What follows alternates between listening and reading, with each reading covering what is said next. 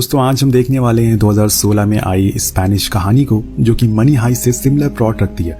इसमें हमें suspense, thriller और ड्रामा का परफेक्ट कॉम्बिनेशन देखने को मिलता है। कहानी की शुरुआत में हम देखते हैं कि एक बहुत बड़े घर में सारा सामान बिखरा हुआ है। यहाँ हम जैक को देखते हैं जिसके दोनों पैर एक कार एक्सीडेंट में चले गए। इसके साथ ही एक्सीडेंट में उसकी बेटी और वाइफ की भी मौत हो गई है। जैक पेशे से एक कंप्यूटर इंजीनियर है और वो अपना ज्यादातर समय बेसमेंट में कंप्यूटर पार्ट्स को ठीक करते हुए गुजारता है। जैक इस पुराने घर में अपनी डॉग कैसेमीरो के साथ रहता है। इत्तेफाक से उसके डॉग के पैर में भी पैरालिसिस है, जिसकी वजह से वो काम नहीं करता। पता चलता है कि उसका डॉग कैसेमीरो ने ही बहुत दिन से खाना खाना छोड़ दिया है, इसलिए जैक ने उसे कुछ टेस्ट करवाए हैं। अब वो वेटरनिटी हॉस्पिटल कॉल करके कैसेमीरो के टेस्ट रिपोर्ट के बारे में डॉक्टर से पूछता है। तो डॉक्टर उसे बताते हैं कि डॉग के पैरों को ठीक नहीं किया जा सकता, लेकिन एक रास्ता है जिससे उसे पैर पहले की तरह काम करने लग जाएंगे, पर इसके लिए उसे बहुत सारे पैसे की जरूरत पड़ेगी। अब जैक के पास इतने पैसे नहीं होते, इसीलिए वो इंटरनेट से देखकर जहर बनाता है और उन्हें अपने डॉग के बिस्किट में डाल देता है। अब वो ऐसा इसलिए करता है ताकि ज्यादा तबीयत खराब होने पर डॉग को तड़पना ना पड़े और सही समय आने पर वो उसे जहर देकर चैन की मौत सुला दे। थोड़ी देर बाद डोरबेल बजती है और जैक जाकर दरवाजा खोलता है तो वहां बर्ता और उसकी बेटी साथ खड़ी होती है, जिसका नाम था बेटी। वो यहाँ पर इसलिए आए क्योंकि जैक ने अपने घर के ऊपर के एक कमरे को किराए पर देने के लिए न्यूज़पेपर में ऐड दिया था और उसी ऐड को देखकर वो बिना कॉल किए यहाँ पर आ गई। अंदर आने पर बेटी कैसेमीरा के पास जाती है, लेकिन जैक उसे रोककर कहता है कि कैसेमीरा को स्ट्रेंजर कुछ खास पसंद नहीं है, जो कि उसका डॉग है। फिर जैक बर्ता को ऊपर वाले कमरा दिखाता है। बर्ता को कमरा बहुत पसंद आता है और वो 1 घंटे के अंदर अपना सामान लेकर वापस आने के लिए कहती है, लेकिन जैक उसे तुरंत शिफ्ट करने के लिए मना करता है। लेकिन बर्ता की जल्दबाजी के आगे वो कुछ कर नहीं पाता। बर्ता के जाने के बाद जैक उन जहर वाले बिस्किट को अलमीरा में रख देता है। अब 1 घंटे बाद वो अपना सारा सामान लेकर वापस आ जाती है और आते ही वो जैक के घर को साफ करने में लग जाती है। हर सामान अपनी जगह रखती है। बर्ता जैक से बात करने की कोशिश करती है, पर जैक को अकेला रहना पसंद है तो वो उसकी बातों पर कुछ ध्यान नहीं देता। लेकिन फिर भी बर्ता उसे बताती है कि वो एक बार डांसर है। यहाँ जैक उसकी बातों को अनसुना करके एलिवेटर से बेसमेंट में जाकर काम करने लगता है। सफाई के दौरान बर्ता को बैंक का एक नोटिस दिखता है जिसमें लिखा हुआ था कि जैक पर $1.5 लाख का कर्ज है। वो समझ जाती है कि जैक परेशानी में। इधर हम जान पाते हैं कि बेटी को हाइड एंड सीक का शौक होता है और बर्ता उसे पूरे घर में ढूंढती है, लेकिन वो कहीं भी दिखाई नहीं देती। इसलिए वो बैकयार्ड में जाती है जहाँ जैक बैठा हुआ था। वो उसे कहता है कि बेटी यहाँ पर नहीं है, लेकिन बर्ता फिर भी उसे बेटी को ढूंढने के लिए आगे जाती है तो उसे जैक की गाड़ी दिखाई देती है। ये वही गाड़ी थी जिसमें जैक की फैमिली का एक्सीडेंट हुआ था। अब बहुत देर तक ढूंढने के बाद बेटी उसे अलमारी में मिलती है। कहानी और आगे बढ़ती है और बर्ता को एक दिन जैक की कुछ पुरानी तस्वीरें मिलती है जिसमें वो अपने परिवार के साथ बहुत खुश दिखाई दे रहा था, लेकिन एक एक्सीडेंट ने उसकी हंसती खेलती जिंदगी को तबाह कर दिया। उसी दिन बर्ता जैक को टेरेस पर लेकर जाती है और उसे डिनर ऑर्गेनाइज किया होता है क्योंकि आज के दिन जैक का जन्मदिन था। अब उसे ये बात एग्रीमेंट साइन करते हुए पता चली थी। अब डिनर के दौरान बर्ता उससे पूछती है कि क्या तुम्हें मेरी बेटी पसंद नहीं है, क्योंकि जब से हम लोग यहाँ पर आए हैं तुम उससे बात करने की भी कोशिश नहीं करते। तब जैक कहता है कि तुम्हारी बेटी भी तुम उससे बात नहीं करती। इस पर बर्ता उसे बताती है कि उसकी बेटी गूंगी तो नहीं है, लेकिन 2 साल पहले उसने बात करना छोड़ दिया। अब यहाँ दोनों एक दूसरे के साथ बहुत ज्यादा कंफर्टेबल हो चुके थे। एक दिन जैक हमेशा की तरह अपना काम कर रहा होता है, तभी वो देखता है कि बर्ता कैसेमीरो से दोस्ती करने की कोशिश कर रही है, मतलब कि उसके डॉग से। उसकी माँ उसे रोकने की कोशिश करती है, लेकिन वो फिर भी उसके डॉग के पास चली जाती है। जैक देखता है कि इतने दिनों में पहली बार उसके डॉग ने अपने पैरों पर खड़े होने की कोशिश करी है और ये देखकर वो थोड़ा इमोशनल हो जाता है और बेसमेंट में जाकर सिगरेट पीते हुए रोने लगता है। तभी उसके पास की दीवार से कुछ आवाज सुनाई देती है उसे। जब वो कान लगाकर सुनता है तो उसे उनकी बातों से पता चलता है कि कुछ लोग उस पर नजर रखे हुए हैं। उसे ज्यादा कुछ सुनाई तो नहीं देता, इसलिए वो नजर रखने के लिए दीवार के छोटा सा होल करता है और उसमें कैमरा फिट कर देता है ताकि वो उनकी सारी हरकतों को रिकॉर्ड कर सके। और इसके साथ ही वो आवाज रिकॉर्ड करने के लिए स्टेथोस्कोप को भी दीवार से चिपका देता है। अगले दिन वो बर्ता से थोड़ी देर बाद वो उसे नीचे बेसमेंट में आने के लिए कहता है क्योंकि वो उसे रिकॉर्डिंग दिखाना चाहता था। अब जैक बेसमेंट में जाकर उनकी रिकॉर्डिंग को देखता है, तब उसे पता चलता है कि वो लोग उसके घर के पास वाले बैंक को लूटने की तैयारी कर रहे हैं और वो इसके लिए बैंक तक एक टनल खोद रहे हैं। वो अपने रॉबरी के प्लान में आज से 10 दिन बाद यानी कि 24 दिसंबर को अंजाम देने वाले हैं। ये देखकर जैक को शौक लगता है कि बर्ता भी उन लोगों से मिली हुई है। दरअसल बर्ता छत के रास्ते से वहां गई थी। ना सिर्फ वो उन लोगों को जानती थी, बल्कि वो उनके लीडर की गर्लफ्रेंड भी है जिसका नाम गैलरीतो है और गैलरीतो ने ही बर्ता को किराएदार बनाकर जैक के घर भेजा ताकि वो उस पर नजर रख सके और उसका ध्यान भटका सके। तभी ऊपर से बर्ता उसे पूछती है कि क्या वो नीचे आ जाए। तब जैक उसे मना कर देता है क्योंकि वो पहले उसे गैलरीतो का प्लान बताने वाला था और अब उसे पता चल चुका है कि बर्ता भी उनके साथ शामिल है। अगले दिन रिकॉर्डिंग देखने पर ब्लूप्रिंट से जैक को समझ आ गया था कि वो लोग बैंक के लॉकर तक पहुंचना चाहते हैं। इसके बाद जैक जाता है बेटी से दोस्ती करने के लिए और वो उसे बात करने की भी कोशिश करता है, लेकिन बेटी उसे कोई जवाब नहीं देती।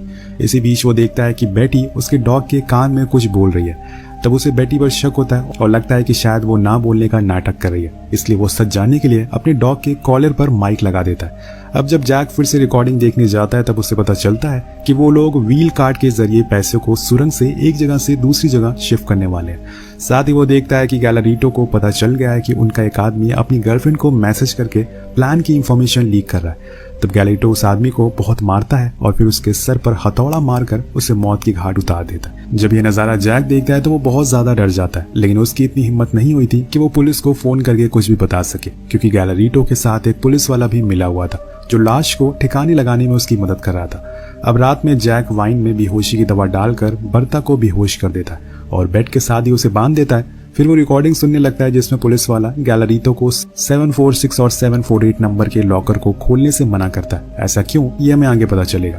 जब बर्ता को होश आता है तब जैक उससे पूछता है कि आखिर वो इन क्रिमिनल्स का साथ क्यों दे रही है। तो बर्ता कहती है कि मेरा बॉयफ्रेंड क्रिमिनल नहीं है, वो चोर जरूर है लेकिन किसी को नुकसान नहीं पहुंचा सकता। और ये सुनते ही जैक उसे वो वीडियो दिखाता है जिसमें गैलरीटो अपने साथी को जान से मार रहा था। अब बर्ता उसकी असलियत जानकर रोने लगती है, जिसके बाद जैक बेटी को रहने के लिए अपनी बेटी का पुराना कमरा दे देता है। फिर बेसमेंट में जाकर उसे कार्ट व्हील से कुछ पैसे चुराने का प्लान बनाने लगता है। वो जमीन में एक गड्ढा खोदता है ताकि जैसे ही वो कार्ट उसके घर से नीचे से होकर गुजरे वो बीच से ही उसे कुछ पैसे निकाल लेगा।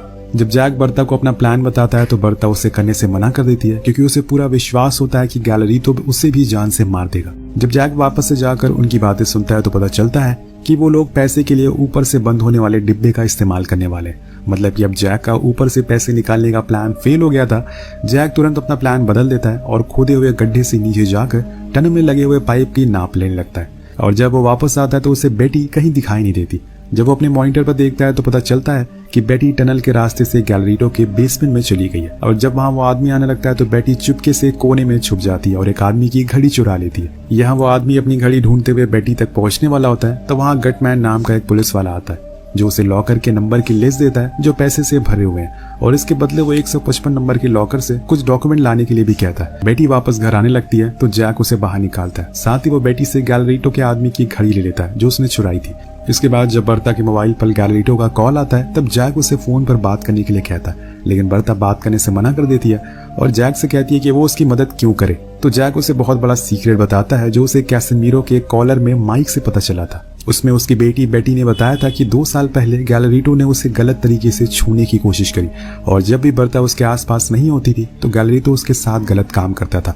अब इस सदमे से बेटी ने बोलना बंद कर दिया और वो हर वक्त गैलरीटो से डर के घर के अलग अलग कोने में छुपने लगी। अब ये सब जानकर बर्ता पूरी तरह से शॉक हो जाती है और गैलरीटो से नफरत करने लगती है और जैक के प्लान में शामिल भी हो जाती है। इसलिए वो गैलरीटो से नॉर्मल वे में बात करती है ताकि उसे शक ना हो। अब रॉबरी से ठीक एक रात पहले जैक जाकर पानी के पाइप में बॉम्ब लगाकर चोरों की बनाई हुई टनल से बैंक में एंटर कर जाता है और 747 नंबर के लॉकर से पैसे निकालकर उसे सही तरह से बंद किए बिना वापस आ गया था। यहाँ गैलरीटो और उसके आदमी बैंक में जाने से पहले बॉम्ब को फोड़ते हैं जिससे पाइपलाइन फट जाती है और सुरंग में पानी भरने लगता है। चोरों को लगा कि जैक की बेसमेंट की तरफ जाने वाला खड़ा उनके बॉम्ब के धमाके से बना है। सभी चोर बैंक में जाकर लॉकर को खाली करके वापस आने लगते हैं, लेकिन तब तक टनल में बहुत ज्यादा पानी भर चुका था। गैलरीटो का भाई और उसका पार्टनर अपने आदमियों की मदद करने की बजाय उनसे पैसे लेकर भागने लगा। उधर ज्यादा पानी की वजह से 2 आदमी भागकर बैंक में चले जाते हैं और गैलरीटो की टीम में से एक लड़की बीच में ही फंस जाती है और मदद के लिए आवाज लगाने लगती है, लेकिन कोई भी उसकी मदद करने के लिए नहीं आता। तभी जैक उस लड़की को बाहर निकालने के लिए अपना हाथ आगे करता है, लेकिन यहाँ पर वो लड़की जैक का हाथ पकड़कर ही उसे नीचे खींचने लगती है और जोर जोर से चिल्लाकर अपने साथियों को उसके बारे में बताती है। ये सुनते ही जैक अपने हाथ वापस ऊपर खींच लेता है और टनल को बंद कर देता है। पानी के भर जाने की वजह से और खुद की बेवकूफ़ी की वजह से उस लड़की की मौत हो जाती है। अब पानी इतना ज्यादा हो चुका था कि जैक के बेसमेंट में आने लगता है। तब जैक सारा सामान बिखेर कर पैसे लेकर ऊपर आ जाता है। उधर बैंक में जब पानी बहुत ज्यादा भर चुका था तो उन दोनों के पास अपनी जान बचाने के अलावा कोई रास्ता नहीं होता, इसलिए वो लोग ऐसे लॉकर को खोल देते हैं जिसमें सिक्योरिटी अलार्म बजने लगता है और पुलिस तुरंत वहां पहुंच जाती है। दूसरी तरफ जैक जब इस बात को बताने के लिए बर्ता के पास जाता है तो वो मौका देकर जैक को गिराकर उसके ऊपर बैठ जाती है और कहती है कि अब तुम्हारा काम हो गया, इसलिए मुझे और मेरी बेटी को जाने दो। इस पर जैक कहता है कि मेरे पास पैसे हैं तो हम तीनों यहाँ से भाग जाएंगे और तुम्हें कभी बार में डांस करने की जरूरत नहीं पड़ेगी।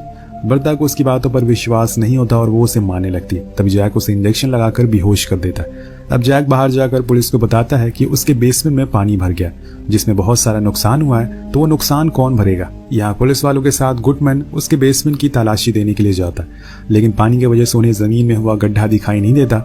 जैकलिन उनके सामने एक नॉर्मल आदमी की तरह बिहेव कर रहा था और उसे जो कुछ भी पता नहीं है वो पुलिस वालों से पूछता है, पर बर्ता को अपनी बीवी बताता है। उसी समय गटमैन उसे फोन में एक मोबाइल पर कॉल करके नंबर ले लेता है और कोई भी प्रॉब्लम होने पर उसे कॉल करने के लिए कहता है। दरअसल जैक के हाथ में जो फोन होता है वो बर्ता का था, यानी कि गटमैन के पास बर्ता का नंबर चला गया है। अब गटमैन जो कि पुलिस वाला है, जो कि उन लोगों से मिला हुआ था चोरों से, उसके जाने के बाद गैलरीटो अपने आदमियों के साथ नकली पुलिस ऑफिसर बनकर जैक के घर की तलाशी लेने लगता है। क्योंकि बर्ता उसका कॉल उठा नहीं रही थी, यहाँ जैक को खतरे का एहसास हो गया था, इसलिए वो चुपके से गटमैन को मैसेज करके घर आने के लिए कहता है। यहाँ गैलरीटो से पूछता है कि यहाँ कौन कौन रहता है, तो जैक बताता है कि कल तक एक औरत और छोटी बच्ची किराए पर थी, लेकिन अब वो जा चुके। तभी गलत टाइम पर बेटी वहां आ जाती है, जिससे जैक का झूठ पकड़ा जाता है। इसके बाद गैलरीटो अपनी बंदूक निकालकर बर्ता के कमरे में ले जाता और उस पर गन पॉइंट करते हुए जैक से सच कहने के लिए बोलता है, लेकिन वो सारे जवाब झूठ में दे रहा था, जिससे गैलरीटो को गुस्सा आ जाता है और वो लात मारकर जैक को व्हील चेयर से नीचे गिरा देता है और फिर उसके आदमी उसकी पिटाई करने में लग जाते हैं। लेकिन तभी बर्ता के मोबाइल पर गटमैन का कॉल आता है, जिसे देखकर गैलरीटो को लगता है कि वो भी जैक से मिला हुआ है, इसलिए जैसे ही गटमैन वहां आता है गैलरीटो उसे भी पकड़कर मारने लगता है और पूछता है कि उसके पास बर्ता का मोबाइल नंबर कैसे है। सारी बातें घूम फिर कर जैक के पास आती है, तो वो इस बार अपना मास्टर स्ट्रोक खेलता है और कहता है कि ये सब प्लान गैलरीटो के पार्टनर जुर्दो का था। जैक को भी इंफॉर्मेशन अपने कैमरा और माइक से मिली थी। उसने उस इंफॉर्मेशन को गैलरीटो के सामने इस तरह से रखा था, उसने यह सब जुर्दो के कहने पर किया था। जुर्दो दोस्तों गैलरीटो का साथी है। अब गैलरीटो का विश्वास जीतने के लिए उसे जुर्दो की घड़ी दिखाता और कहता है कि बर्ता को इसने बेहोश किया था। ये सब सुनकर जुर्दो गैलरीटो के भाई पर अंधाधुंध गोलियां चलाकर उसे मार देता है, क्योंकि उसे पता था कि अगर वो उसे नहीं मारेगा तो वो उल्टा उसे मार देगा।